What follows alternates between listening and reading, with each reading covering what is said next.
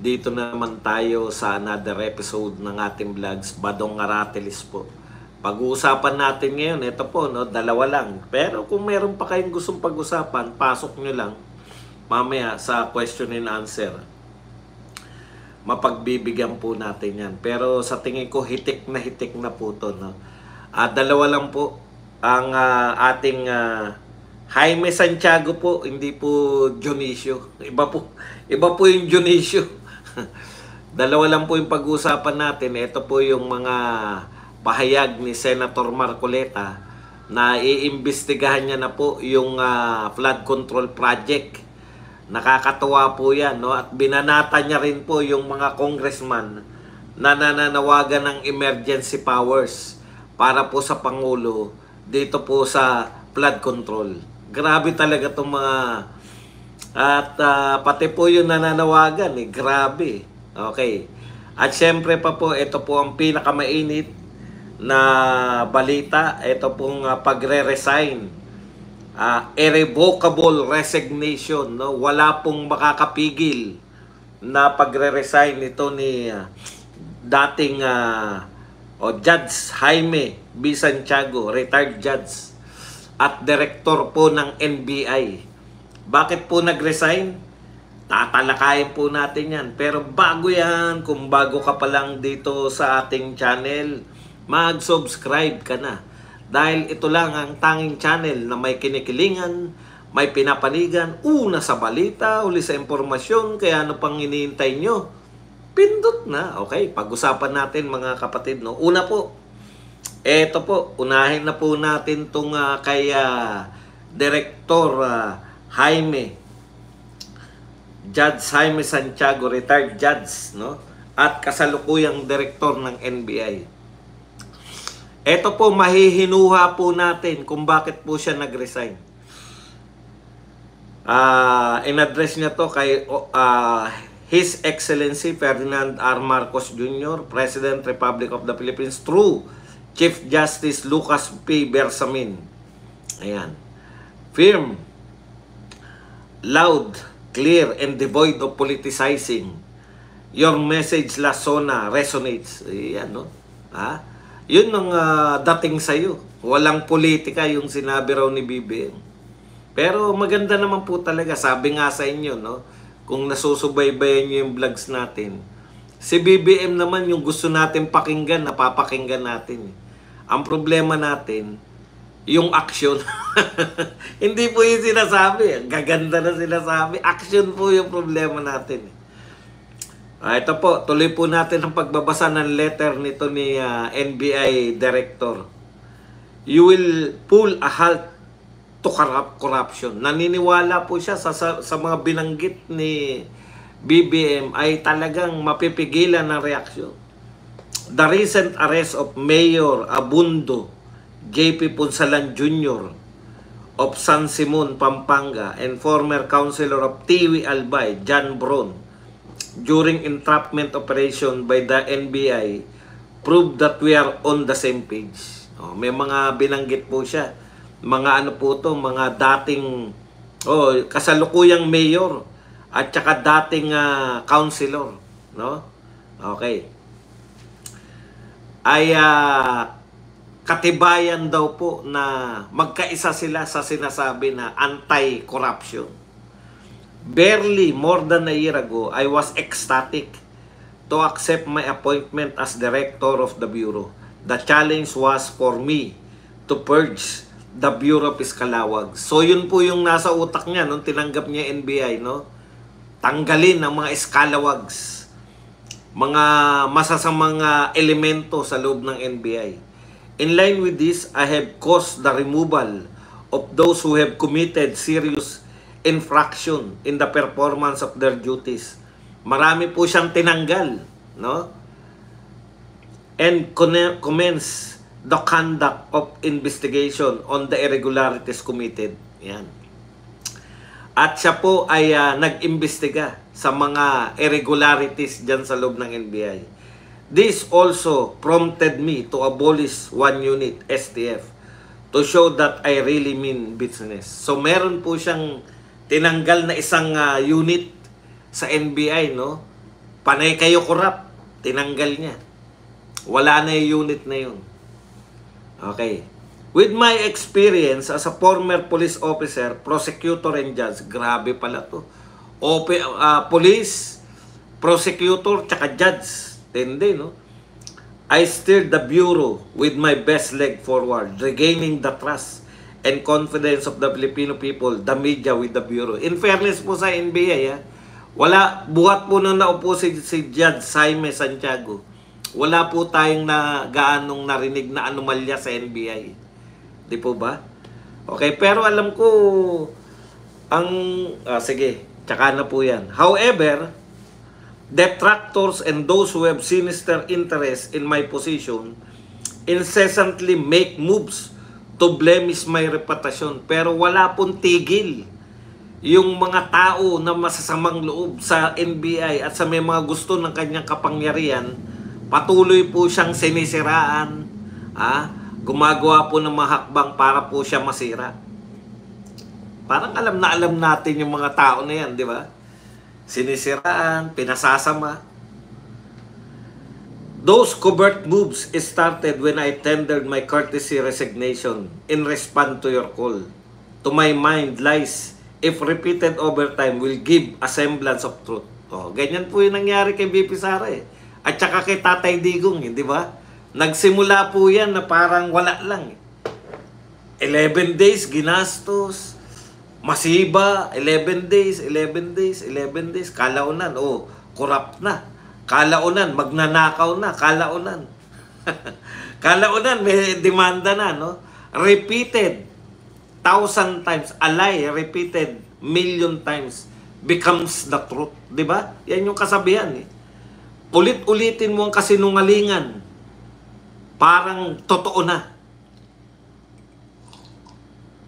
Kaya mabibigla po kayo sa realization. Iugnay ko lang po para mas maunawaan natin yung kalagayan nito ni NBI Director. Ganyan na ganyan po yung sitwasyon kay BP Sara. Inulit lang ng inulit ng media, inulit lang ng inulit ng mga congressman. At marami na pong nag-akala na totoo.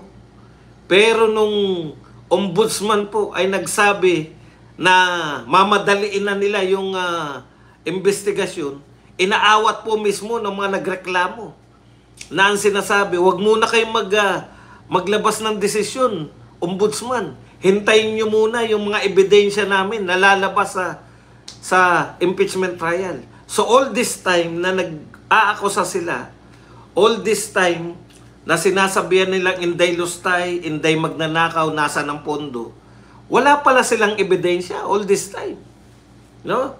At hihintayin nila, kaya atat na atat sila na mag-impeachment trial, gagayahin nila yung ala corona na pabubuksan nila yung bank account, pabubuksan nila yung salin. Hopefully, makakita sila doon ng maliliit na bagay na hindi tugma at yun na, mayroon na silang ebidensya.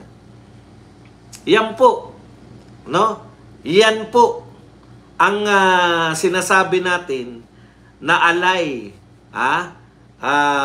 said 1,000,000 times becomes reality. Kaya yung mga bugok na hindi po tumitingin kung may ebidensya ba o wala. Hindi po yung sa impeachment trial po. Sa impeachment trial po yung sinasabi ko. Wala po sila. Nagsampa po sila ng impeachment. Panay po innuendo. Ginagamit kayo kay Chis Escudero. Innuendo at insinuation. Wala naman po talagang bintang na matindi. Balik po tayo rito.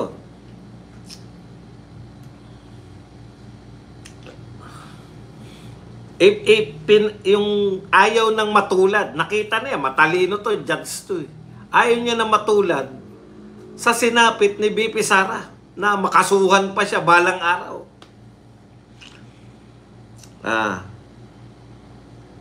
To my mind, lies, if repeated over time, will give a semblance of truth. I cannot allow this seemingly orchestrated move to blacken my reputation, which I molded through the years. Kita nyo? Kasi hindi po siya politiko. Si BP Sara, kaya nyo po yan. Politiko siya eh. Di po ba? Kaya po niya na, sige, ano yung sinabi ni BP Sara? Unbothered.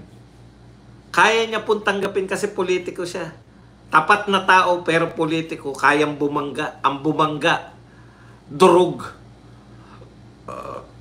Kahit pa yung bumangga ay dumudurog ng semento. Antindi. Si BBM sa sobrang lakas, oh.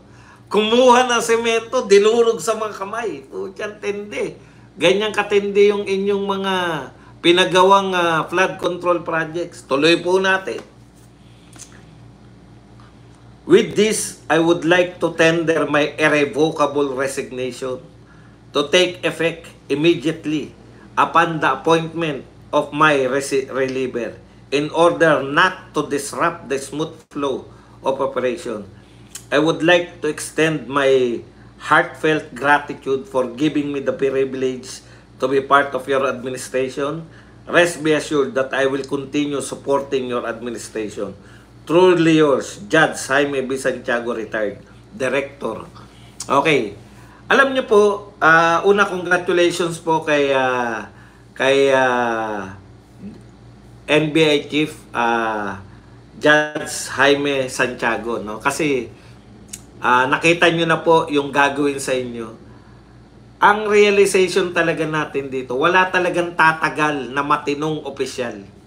Kasi po pag matino ka rito, parang samahan po to, parang napasok ka sa samahan ng mga undesirables. Pag ikaw po ay tapat, pag ikaw po ay parehas, pag ikaw po ay gumagampanan yung tungkulin, hindi ka po tatagal.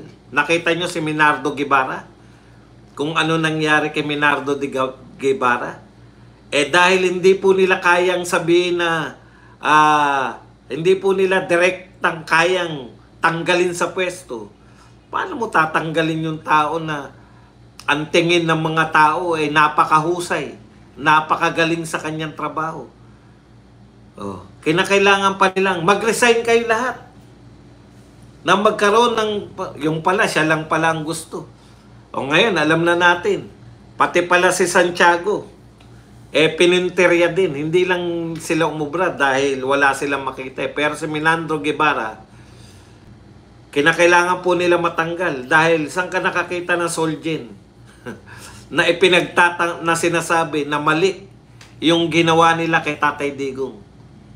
Attorney ng ano yan, attorney po ng pamahalaan. Imagine ninyo, alam nyo po ang mga Solgen, karamihan po na nilalagay dyan, kung hindi man ikaw yung pinakamatalino, no? Saksakan ka ng talino. Attorney ka ng ng pamahalaan. Magaling ka sa batas, mahusay, hindi ka simpleng hindi ka produkto ng mga kapit-kapit lang. Si Minardo Guevara, yan po ay tauhan pa ni Tatay Digong. Bakit ko po nasasabi? Naalala ko lang. Hindi lang nag-resign ng ganito, wala lang todo-todo, pero alam natin lahat na pagkatapos nasabihin niya na hindi niya kayang ipagtanggol sa Supreme Court yung mga akusado.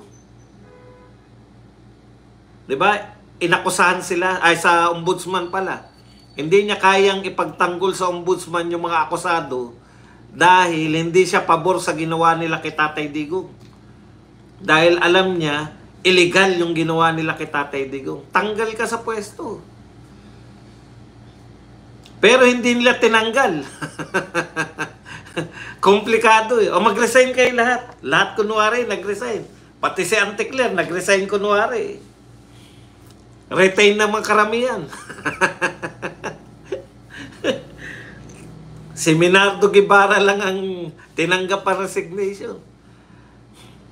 Ang pattern po ng gobyerno, no, natin ngayon, pag matinong tao ka, nagsasabi ka ng totoo, nagsasabi ka ng naaayon sa batas, teka muna. Kung lahat ng sinasabi mo naaayon sa batas, paano itong mga tropa pips ko? Paano naman ang kitaan namin yan? Di po ba? Kaya po, hindi na po kailangan yan ni Santiago. Kawawa naman yung reputasyon niya, wawasakin nyo lang. Mahirap pong lumaban yung mga hindi politiko sa wasakan ng reputasyon. Pag hindi ka po sanay na sinisiraan ka, judge po to eh. Sanay po to na iginagalang. Lahat po na sabihin niya sa kanyang anong tawag doon? Sala? Sa kanyang sala, no? Lahat na sasabihin niya ron ay susundin ng lahat. Sanay po sila sa ganun eh. Matuwid na pamamala. Hindi po sila sanay. Hindi po sila politiko. Banatan mo lang ng banatan yung mga judge na yan. Talagang aaray yan. Kasi hindi sila sanay na, bakit nyo kami binabanatan? Speaking of banatan, oy, McDo. Hindi pa rin kami kakain ng McDo nyo. Kahit dinagdag nyo pa si Heart Evangelista, kinakailangan namin malinaw na magsabi kayo na hindi nyo na endorser si Vice Ganda.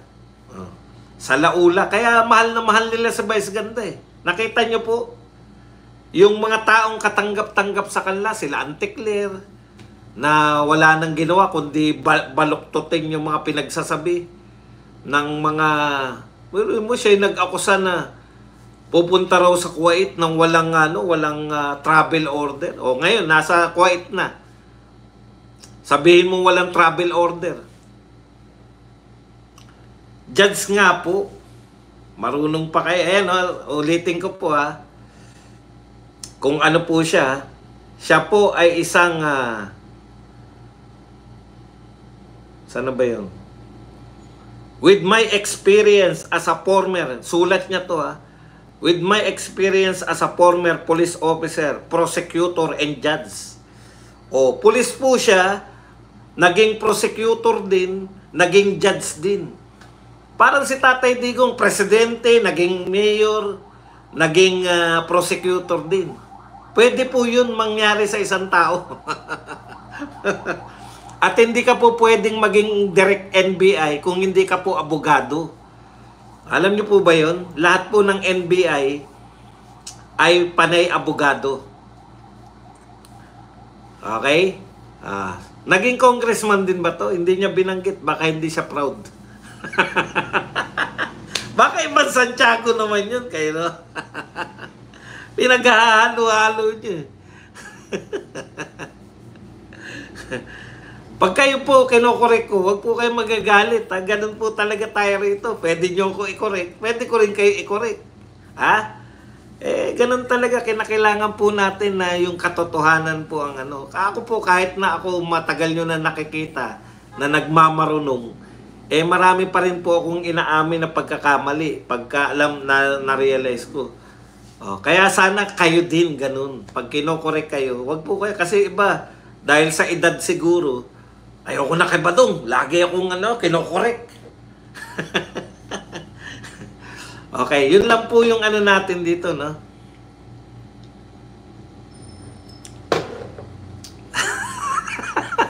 Lahat na lunasan niya. Mamaya, mamaya, asawa na to ni Miriam. Kung ano-ano na pinasok niya, mamaya, asawa na to ni Miriam. Ha? Okay. Yan lang po yung topic natin dyan. Mahirap talaga pag ikaw ay tapat, no? Sa uri ng gobyerno natin. Kasi ang daming palusutin. Kita nyo, inuna niyang binanggit. Kaya nga ang tanong ng madla, may kinalaman ba yung mga huling pagkakahuli nila sa paninira sa kanya? Alam niyo po, pag marami pong mga katiwalian, talagang kawawa po yung kawawa po yung matino eh. No wonder. No wonder. Tignan nyo naman po ang ginawa nila kay Tatay Digong. Hanggang ngayon nga, wala silang masabi na anong problema kay Tatay Digong. Kailan naging masama ang war on drugs? Si Tory na nga nagsabi, no, walang maganda. Lahat ng adik, pangit. Tignan nyo na nga. pangit na itsura, pangit pa ugali, etc. etc. Okay, punta na po tayo rito. Nako, ito na naman, time and again. No? Time and again po si Senador Marcoleta. Wag naman noon pa. 1 taon pa lang po siya. Kasi ang dami niya na-introduce, ang dami niya palang sinibak sa pwesto, ang dami, yung pong mga sinibak na yan, yung pong mga tinanggal ninyo, yan po yan, mga kadikit po yan, kaya po nariyan yan, mga bata-bata po yan, no? NBA director, bata-bata po, nasaktan po yung mga amo nila. Hindi po, basta korap po ang opisyal at nilagay po ninyo, at tinanggal ninyo, ay may masasaktan po. Alam niyo po, karamihan po ng mga corrupt official, umaasa lang yan sa mga, anong tawag, padrino. Padrino system, pag corrupt ka, may padrino ka eh. Di ba? Pero yung mga hindi po corrupt na tao, yan po, they can stand by themselves, yung kanila pong reputasyon. Ayun lang po ang pinanghahawakan nila. Punta na po tayo. Ako po, proud na proud po ako. No? Meron po tayong mga binoto na talagang minsan ano rin no? Kaya lang talagang sige na nga ano to Duterte talaga to, solid Duterte talaga to alangan namang hindi natin suportahan yung mga tipong ganun, pero eto po chinichismis pa yan na hindi raw pro Duterte. Biruin mo, kung lahat po ng hindi pro Duterte ay katulad ni Marcoleta, ibuboto ko pa rin yung mga yan. Ang point lang po, dapat ganito po yung pakiramdam natin sa mga binuboto natin. No? Yung feeling mo nakasulit ka. Sulit na sulit po tayo. Sa panahon po na nangangailangan tayo ng katotohanan, mailantad man lang ang katotohanan, narito po si Senator Marcoleta na naglalantad ng mga katotohanan. Parang yung ang galing ng boto ko. Congratulations. Kaya mga nagsasabi, hindi na ako buboto ka. Hindi po. Nakakatuwa po. May maiboto ka na katulad ni Marcoleta at nakalusot. At ngayon po ay tinik sa lalamunan, tinik sa dibdib, tinik sa ngalangala, tinik sa paa ng mga taong magna, ng mga nasa gobyerno ng mga tiwali. Puta, proud na proud po tayo dyan. Teka muna.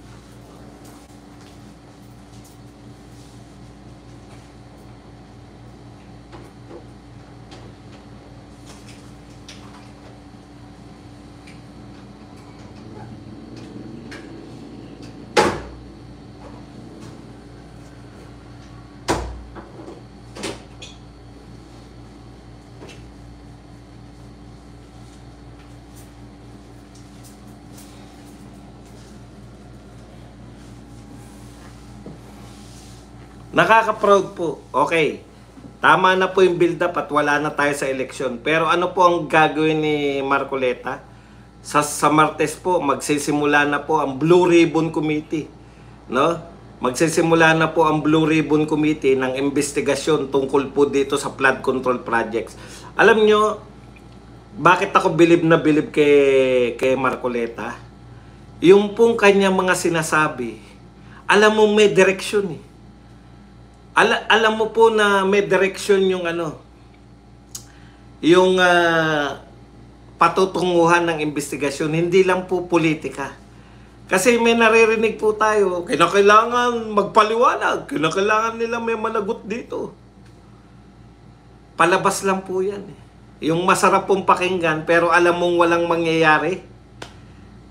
Pero alam mo, pag nakinig ka kay Marcoleta, alam mong may direksyon, pero ang katakataka po, eto katakataka, kung hindi ka manunood sa programa niya, hindi mo matutuklasan. Bakit po? Kahit na anong busisi ko, sa lintik ng mga media, wala kang Marcoleta na, hindi po siya kinocover ng Marcoleta, hindi po siya kinocover ng traditional media.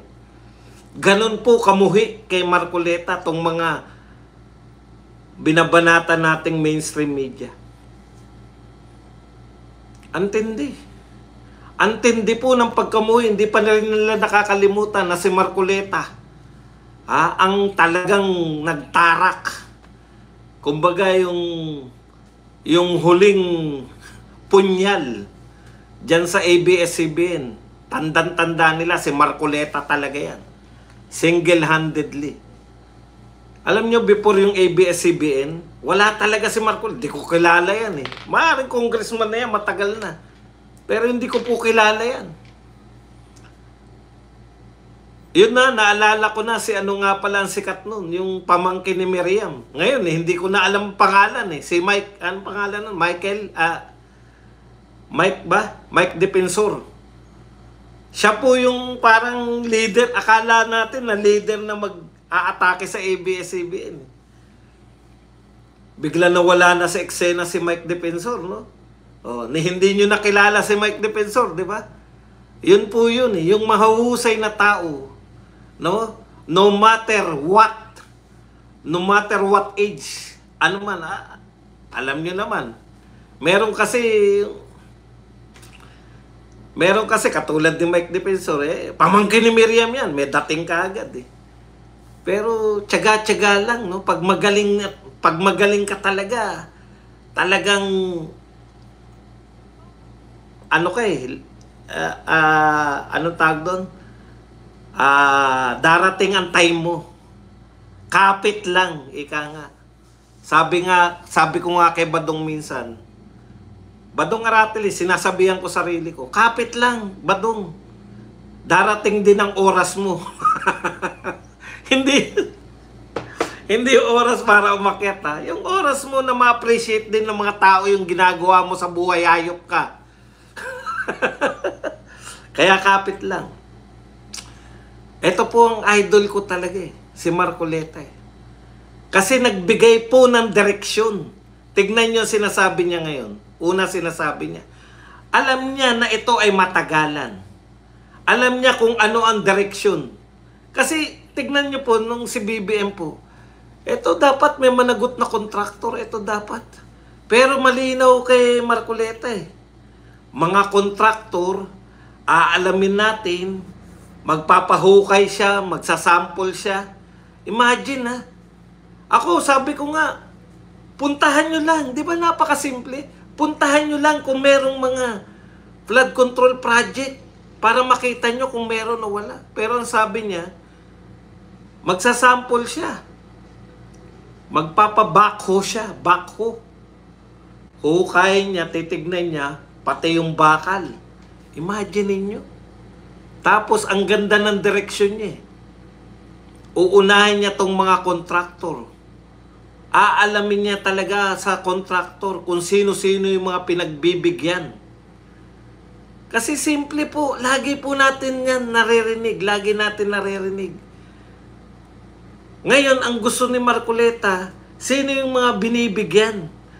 Hindi po yung kontraktor ang meron kasi, si President Marcos kasi parang kontraktor na yan Dapat maparusahan yung hindi po Tama po yung direksyon ni Marcoleta Kasi kung walang kasabwat yan na tao sa gobyerno, no?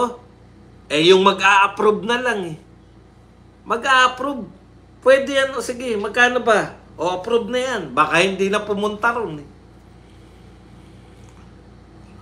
Wala bong inspection yan? May nag-i-inspection po niyan. Tsak yan, kasabwat yan, nag-i-inspection yan. Yung mga huling pumirma.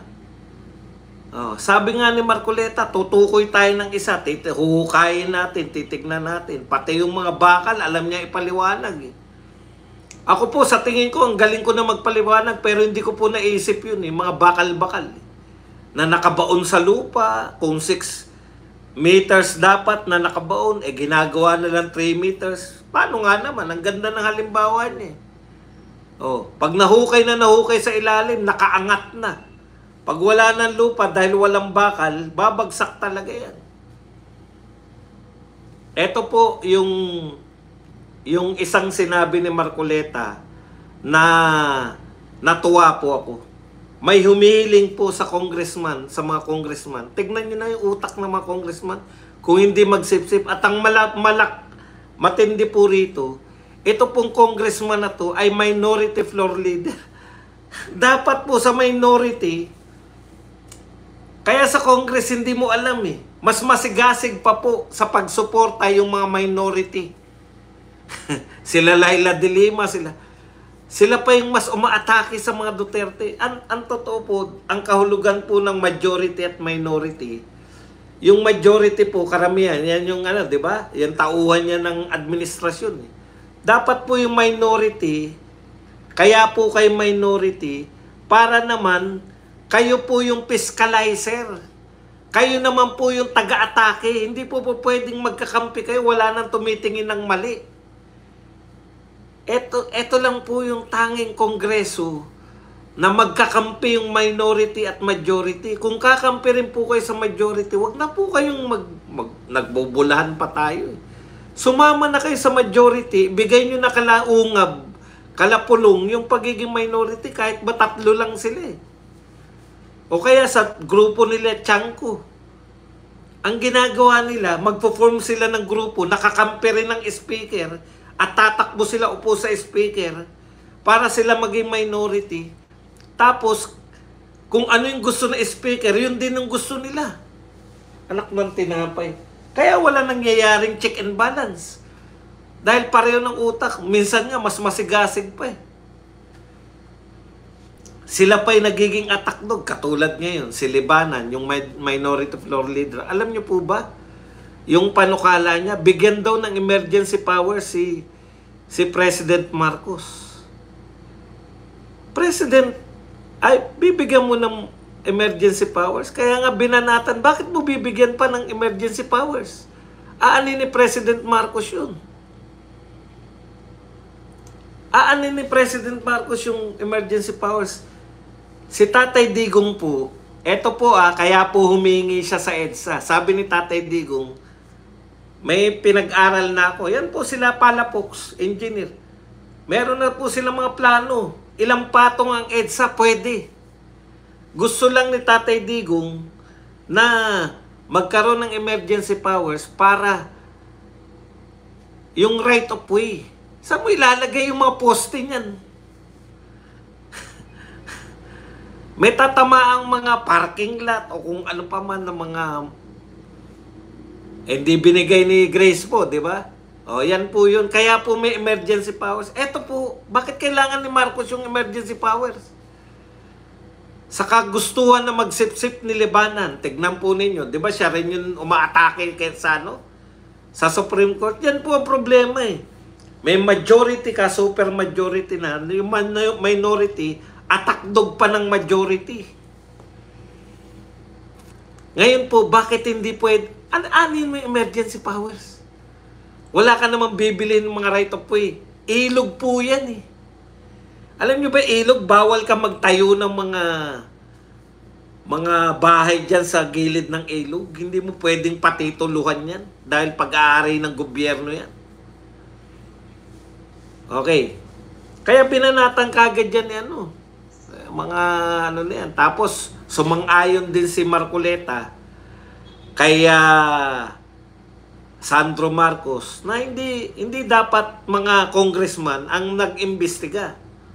Tama rin po yun. Kasi nga po, eto ngayon ko lang na-realize marami pong congressman, marami raw congressman na mga kontraktor. Paano mo iimbestigahan yung sarili mo?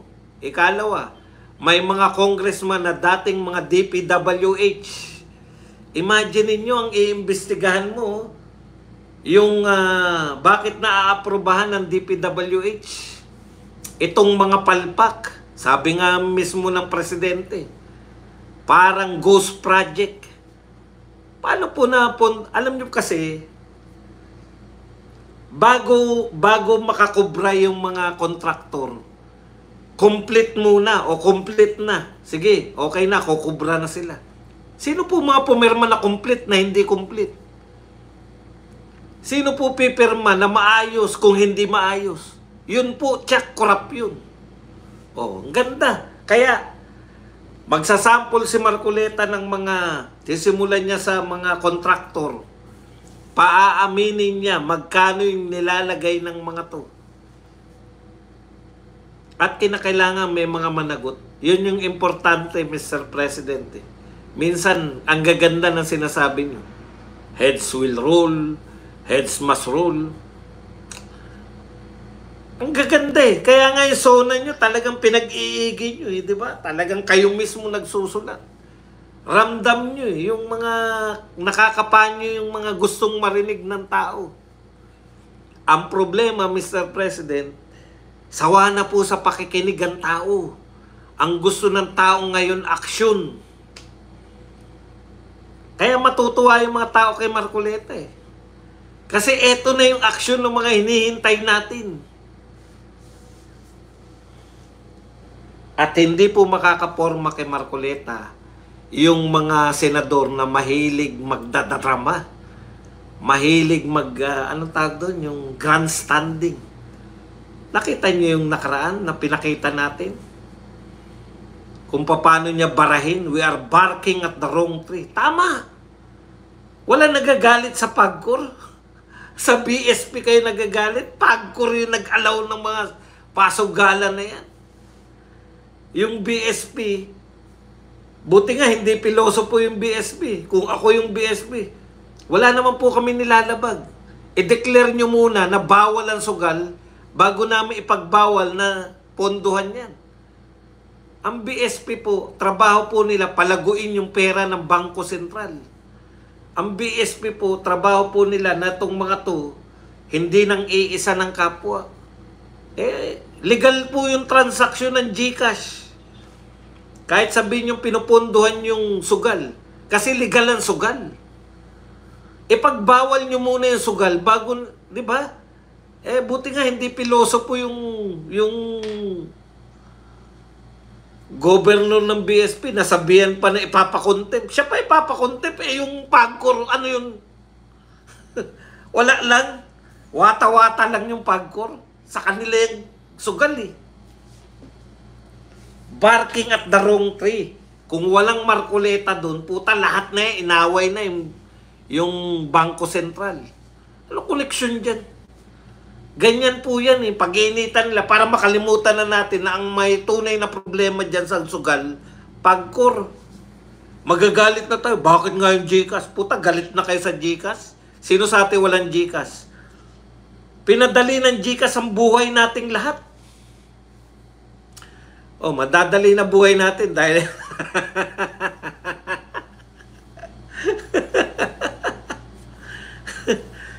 hindi po kayo makakaporma.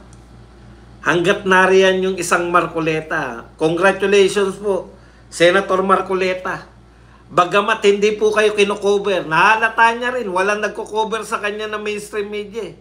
Kami na pong mga vlogger. Tapos, sasabihin ng mainstream media, bakit wala na nanonood sa amin? Bakit hindi na kami pinagtitiwalaan?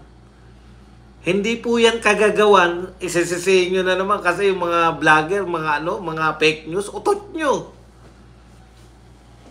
Kasi hindi na naririnig sa inyo ng tao. Sino ba? Ano ba kakayahan namin? Nasa kwarto lang ako.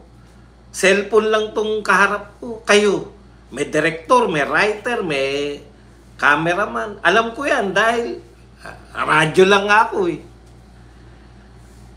Sayang yung resources nyo, pero tatalunin kayo ng mga tao na nakaharap lang sa cellphone. Kasi yung mga taong nakaharap sa cellphone, yan naman nagsasabi ng totoong balita. Kayong kayong mga amo, yung mga amo nyo kasabwat ng ilihim natin itong mga balita na to. May sinabi ba si Marcoleta? Huwag nyong ibabalita yung sinasabi ni Marcoleta. Kasi pag sinabi nyo ng sinabi yan, babagsak yung amo natin.